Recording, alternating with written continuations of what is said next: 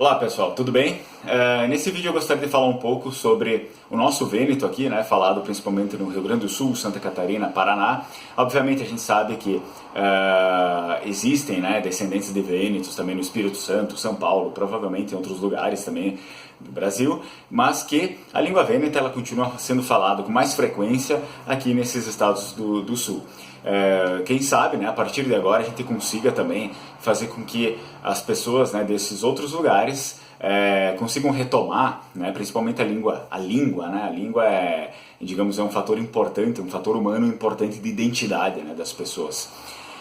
Mas enfim, muitas pessoas me pedem, se eu falo italiano lá no Vêneto e tal, nos lugares que falam Vêneto lá também, eles conseguem me entender? Ou, se eu aprender o Vêneto, eu consigo me fazer entender aqui? Gente, assim, não existe essa diferença, né? Eu fui para lá, eu falei com uma série de Vênetos, eu mantenho contato, né, até hoje com os meus amigos de lá. Fui para o Trento, falei com friulanos também em Vêneto, que eles sabem falar Vêneto também. Então, essa diferença existe só na nossa cabeça. Digamos, sim, obviamente, nós compartilhamos 95% até mais dos mesmos termos. Existem termos regionais lá, como existem também termos regionais aqui, o que é normal em todas as línguas, assim como o português, né? Mandioca, macaxeira, aipim, enfim, uma série de termos, né, diferentes que faz parte de qualquer língua natural. Isso não é um equívoco pensar que são outras línguas dentro do universo.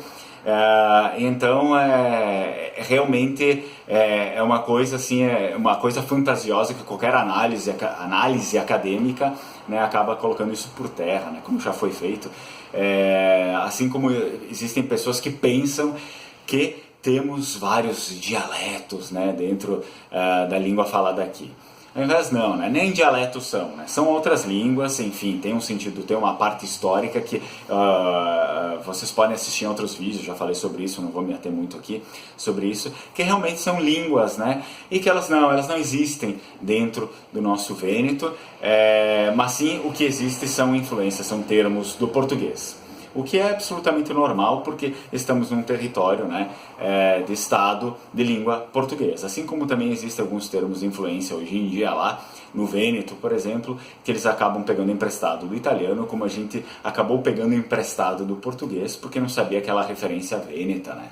Mas hoje, obviamente, com já uma grafia, né, já se tem um sistema de padrão, um sistema gramático, né, pensado da língua vêneta, já sabemos como usar esses termos em língua vêneta que a priori ainda não sabíamos e pegávamos emprestado de outras línguas.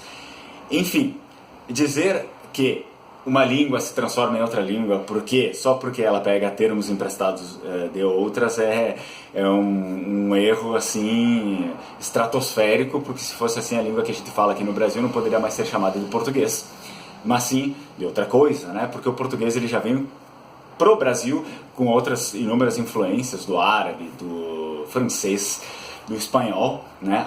Abajur é uma palavra que vem do francês, alface, alicate, árabe, e no Brasil ele acaba pegando outros termos, outras influências, tupiniquim, africano, aqui do Vêneto, de línguas germânicas, né? Que imigrantes que vieram para cá, poloneses, enfim, no país inteiro se tem muitas etnias. E continua sendo português, porque a estrutura é a mesma, é a língua portuguesa, né?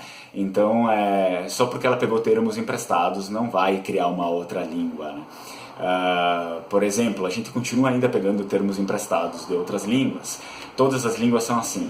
Olha, o inglês, né? Tanto o português quanto o espanhol, enfim, né? Todas as línguas do mundo hoje em dia pegam termos emprestados da língua inglesa.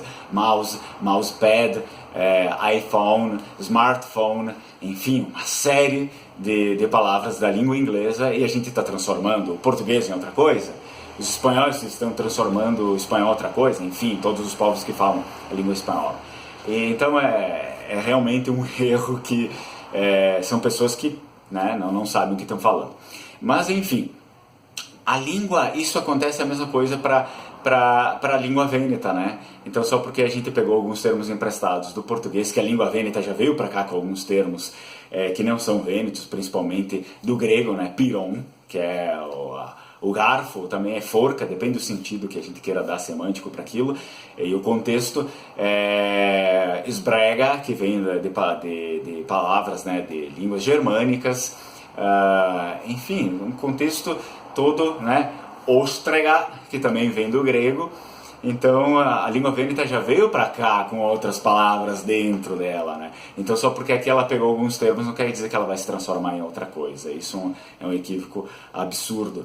E as pessoas, obviamente, elas não pegam os termos em português, né? Como eu já falei aqui, não pegam o termo em português porque elas querem, né? Isso acontece porque realmente elas não sabem, elas perderam aquela referência da língua vêneta. Também vale fazer uma recuperação daquilo, né? Por isso que eu também estou aqui para isso. Para recuperar aquele termo. Não que a pessoa seja proibida de usar o termo em português, mas seria importante também conhecer o termo em vêneto para que, né, principalmente a pessoa tenha uma escolha, né, a se fazer, como eu também fiz as minhas escolhas e eu prefiro usar os termos em vêneto, né, sempre em vêneto. Enfim, eu gosto de usar para finalizar um exemplo do Ferdinand de Saussure, né, uma metáfora dele, que é o pai, né, da linguística, que ele faz uma metáfora do jogo de xadrez. O jogo de xadrez ele é um sistema único, né? Ele é o sistema dele, então é o universo dele. Não importa se tu perde uma peça de madeira e substitui uma peça de marfim. Ou não importa se tu destrói as peças, destrói uma peça e coloca uma borracha no lugar para representar o rei, por exemplo. O que importa é o valor que aquela borracha está assumindo. O jogo vai ser o mesmo, entendeu? Então não vai modificar a estrutura do jogo só porque tu adicionou uma coisa diferente, mas que tem o mesmo significado, o mesmo valor. Vale para os termos que a gente pega das outras línguas, né, dentro de outras línguas. Então, se eu falar que aquela borracha é o rei, ela vai ser o rei.